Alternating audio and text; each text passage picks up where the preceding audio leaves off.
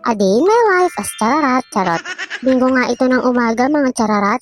Nagkakape nga muna kami dito at naghahanda ng maglaba. Binili nga pala namin ito sa Pure Gold. Natuwa nga ako kasi ang laki niya.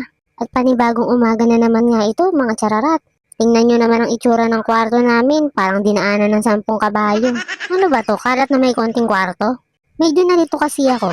Pagising ko nga medyo sumakit ang ulo ko dahil sa nakita kong dumi nito. Muntik na nga akong ma-stress, pinigilan ko lang. At dito nga nagsimula na akong maglinis. Para sipagin nga ako naligo nga muna ako. Para kasing tamad na tamad akong kumilos kanina. Para man lang magising-gising kahit papano ng malamig na tubig. At dito nga inaayos ko na naman tong laptop ng asawa ko. Hindi ko nga alam kung ba't hindi nakakabalik yan sa tamang lagayan palagi. Mas gusto niya kasi sa lapag gumagawa kaya inaakyat ko yan. Feel na feel niya kasi mag-Indian seat habang gumagawa. Hindi ko nga alam bakit ganun ang gusto niya. Dahil kung ako'y tatanungin mo, ako'y ngawit na ngawit sa kanya.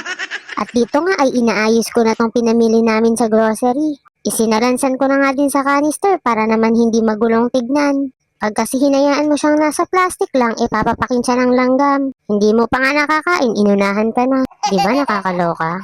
Bumili nga ako ng mga chocolate nung nakaraang pumunta kami sa grocery. Para naman kapag nanonood kami ng movie, may kinakain kami. Mahilig kasi kami ni Mr. manood ng Netflix. Saka yung KMJS, madalas din namin pinapanood.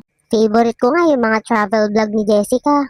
Natutuwa kasi ako pag nakakita ako ng mga dagat, ng mga puno, or yung mga bagay na wala dito sa Pilipinas, sa ibang bansa mo lang makikita. Alam niyo yun guys. Tapos mangangarap ka na sana one day makarating ka din doon.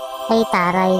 Yung pawalis-walis nga lang ako dito tapos nakarating na yung isip ko sa ibang mundo. Actually nga habang naglilinis ako nanonood ako ng Jessica Soho. Tapos ang pinakaayaw kong pinapanood sa episode ni Jessica yung mga nakakatakot. Dahil panay kapi nga ang lola nyo, nininervyos na nga ako pag nagugulat ako. Kaya hindi talaga sa akin pwedeng manood ng horror. Pwede pa yan papakinggan ko. Kung di nyo nga na itatanong guys, mahilig ako makinig ng mga horror. Meron nga akong isang pinapakinggan sa YouTube. Yung kay Sir Neb, yung creepypasta. Comment nga kayo dyan sa baba kung nakikinig din kayo nun. Ang galing kasi niyang magkwento. Lumalawak nga yung imagination ko pag siya yung nagkukwento. Habang naglilinis nga ako dito isa-shoutout ko muna itong dalawang kumari ko. Shoutout nga para kay Irene May Tolentino. Kamusta ka naman dyan sa bahay? Sana masaya ka. At syempre ito pang isa. Lagi na kaming mag-asama nagpapa-shoutout pa. Shoutout nga para kay Ren Sabarisa, chararat ka. Hindi ka pa ba nagsasawa sa boses ko? Araw-araw na kitang sinashoutout. Literal na shout. Charot. Kung napansin nyo nga guys, maliit lang ang kwarto namin. Kaming tatlo nga lang